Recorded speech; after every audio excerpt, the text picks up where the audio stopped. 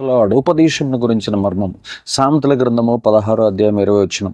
ఉపదేశమునకు చెవి యొగ్గువాడు మేలునందును, యెహోవాను ఆశ్రయించిన వాడు ధన్యుడు.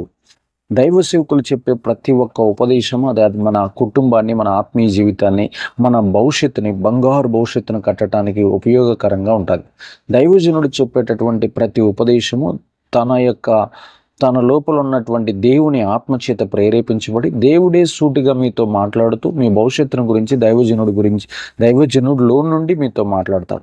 కాబట్టి ఎవరైతే ఉపదేశం వింటూ ఉంటారో, ఎవరైతే ఉపదేశాన్ని దైవ సేవకుడు చెప్పే ప్రతి ఉపదేశం ప్రతిరోజు బాగా బాగా గంటలు ఎవరైతే వింటారో, చెవి ఎగ్గుతాడో, వాడు ఖచ్చితంగా మేలు నొందుతాడు. వాడు ఖచ్చితంగా ఆశీర్వదించబడతాడు.